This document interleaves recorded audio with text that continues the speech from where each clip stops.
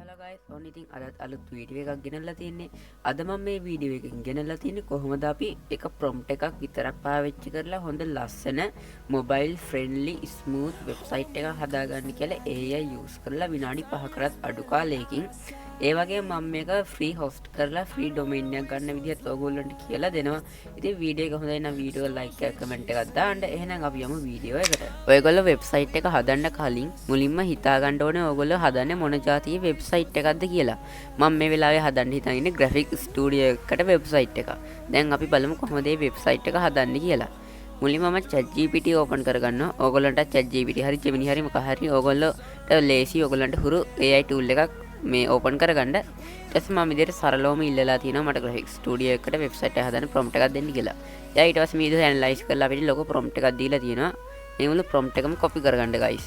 right click කරලා copy කරගෙන ඊට ඕගොල්ලෝ වැඩ කරන web browser එකකට යන්න. web browser එකට ගිහිල්ලා මෙතන search bar එකේ search කරන්න grok කියලා.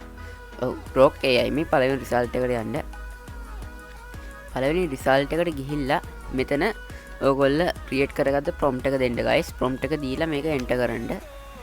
ඊට පස්සේ මේ grok එක මේ විදිහට මේක analyze කරලා bla bla ගොඩ જાති කරලා කොහරි code එක ලියන්න පටන් ගන්නවා. මම code එක ලියලා ඉවර වුණාට පස්සේ ඕගොල්ලන්ට වීඩියෝ එක ගන්න නැත්නම් ඕගොල්ලන්ට ඔයගේ time එක waste වෙන හින්දා ඕගොල්ලන්ට පේනවා දැන් මේ විදිහ grok එක අපේ code එක ලියන ගමන් තමයි ඉන්නේ.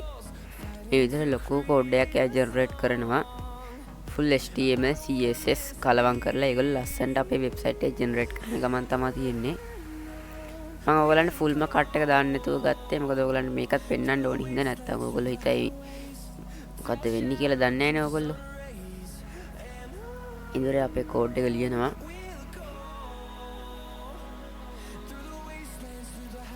හරි. එයා මේ විදිහ අපේ code එක ලියලා ඉවරයි. දැන් අපි මේක preview එක මෙතනින් බලන්න ගියොත් පොඩ්ඩක් case වෙනවා. මොකද සමහර issue වෙනවා, network error එනවා. එහෙනම් අපි මුලින්ම මේක code එක copy කරගමු. copy කරලා මම ඔයගලන්ට කියලා දෙන්නම් කොහොමද අපි මේක preview එක බලන්නේ කියලා.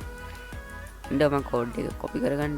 මේ විතර උඩටම ගියාට පස්සේ ඔයගලන්ට පේනවා මෙතන copy කියලා තියෙනවා. ඒක click කරාට පස්සේ මෙහිම right mic එකක් වැටෙනවා. ඊට පස්සේ මම මෙතන new text document එකක් open කරගෙන අපි මේ generate කරගත්ත code එක paste කරනවා. paste කරලා මෙතන file ගිහිල්ලා මෙතන යන්න save as කියලා. save as ගිහිල්ලා ඔයගොල්ලෝ මොකක් හරි location එක තෝරගන්න.